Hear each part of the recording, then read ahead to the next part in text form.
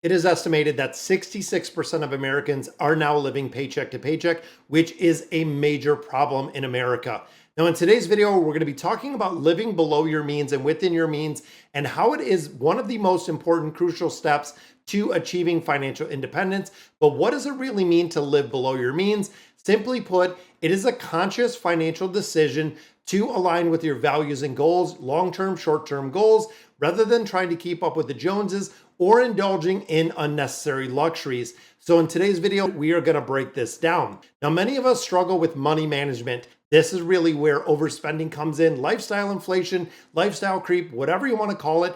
It comes from this and itself. We tend to upgrade our lifestyle as the income increases. That is the problem. So when you get a raise at work, when you get a promotion, you might move to a bigger house. You might buy a little bit more luxurious items. You might upgrade your car rather than directing the extra cash towards the financial goals. That can include retirement. It could be saving for your children's education. There's a lot of goals that people do have. When it comes to financial goals, writing them down on paper does make a big difference. This leads to the never-ending debt cycle, the stress that comes with it, the financial anxiety that comes with it. There are so many negative things when it comes to being in debt overall. Now, we get really caught up in the idea of having the latest and greatest is what we need and will make us happy, rather than adding and really thinking of what truly adds value to your life. That is really the differentiator overall. Before we know it, right back to living paycheck to paycheck like a majority of people are doing.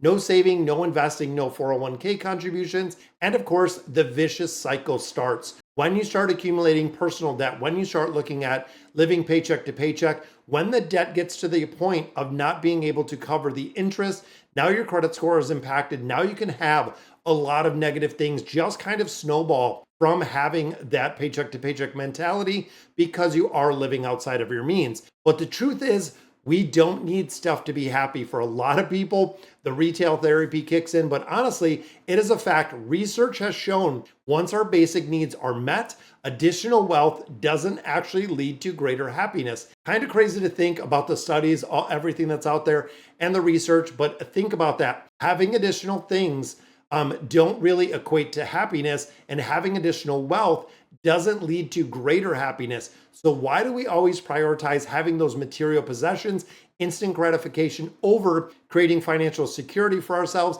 and having that peace of mind? This is a great time because it's a good time. Take a step back, reassess your priorities and exactly what you want out of life. Start making conscious decisions that align with the values and goals that you set. When it comes to living below your means, one of the biggest obstacles to achieving that financial independence is mindset. This is where education comes in. This is where consuming content like this, reading books, reading Psychology of Money makes a big difference. Shifting our focus from consuming to investing, from short-term pleasure to long-term fulfillment, is the game changer. We need to recognize that financial freedom is not just about money, but more about living below our means, but being intentional with our spending. This is where a lot of the frugality comes in. If you've seen any of the videos, really creating a financial system that is going to really work for you, not against you. It seems like the education system in this country has done exactly that. It is really poised us. When you think of marketing, when you think of everything you see on social media, when you see commercials, even on the radio, on TV, everywhere you're inundated with buying this, buying that, and having this. So how can we flip the switch? What can we change the mindset? And how can you start living below your means? First, tracking the expenses, creating a budget. I say this every time. When you start the accountability piece of every single dollar that you have, you can quickly identify areas that you can cut back, where you can make adjustments, and where you can allocate money into different parts of your life, really departmentalizing them and seeing where you can go ahead living in really the debt-free journey and repaying that debt. Second step in this, prioritizing needs over wants.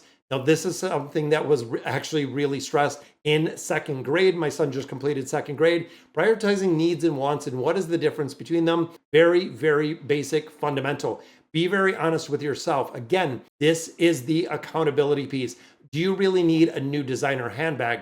Can you do with one that you already have? Do you need 5 pairs of shoes, 10 pairs of shoes, 50 pairs of shoes? If you're cutting out a lot of those unnecessary expenses, this is a really focus on building wealth rather than wasting money on things that actually don't add value to your life. Now, one of the most effective ways to cut back is looking at a 30-day rule or even a 7-day rule. This is a pretty cool way to do this. When you see an item you want to buy, wait 30 days before you make the purchase. If you still desire and if you truly need that item after 30 days, then go ahead and purchase it. And trust me, even like the buyer's remorse will be completely gone. You'll be surprised that if you wait that 30-day period on something you really want to buy, you do not end up buying it, or you actually forget about it after that 30-day period. Another strategy is 1 in, 1 out policy. This means that every time you bring an old item, every time that you bring a new item into your life, an old item has to go. This will maintain the balance level of your possessions,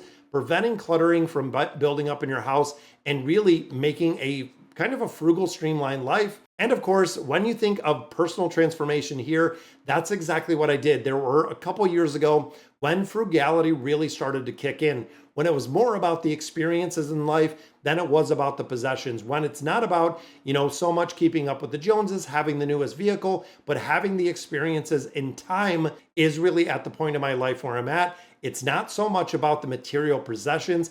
It's about the time that you're never going to get back. And of course, when you think about this, looking and cutting back on some of my expenses, cutting back on unnecessary expenditures, investing in myself, looking at online courses, starting the YouTube channel as a second source of income.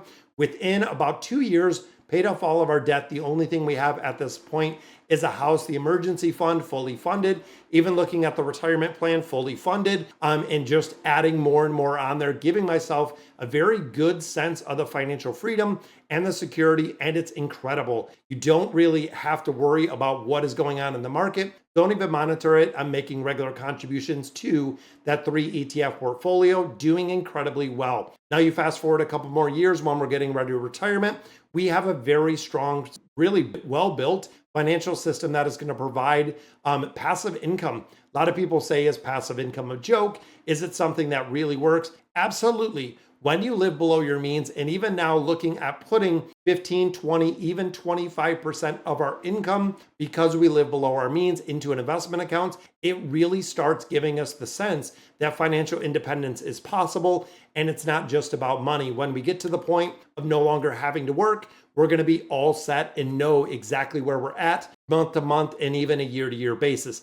So in conclusion, one of the most powerful tools is living within your means, making conscious financial decisions, prioritizing those needs over the wants, cutting out those unnecessary expenses or things you don't even use, and start looking at assets. That again is another thing. When you start building wealth, when you start reducing stress, when you start building your financial system, it is about what is adding value to my life and what is also going to add value to a future you. When you start thinking in the next 5 years, what is going to grow in an asset? When you think of a vehicle, depreciating asset. When you think of a home, kind of a toss up, usually an appreciating asset. But a lot of things that we purchase have a shelf life, meaning there's only going to be so many years you can use it. Then it's going to be getting rid of it and really starting over with something new. But of course, the very first step you can take today, start tracking your expenses and create that budget. As a financial counselor, there's never a point where I'm going to say the budget isn't worth it, regardless of what you want to call it, a spending plan, a budget,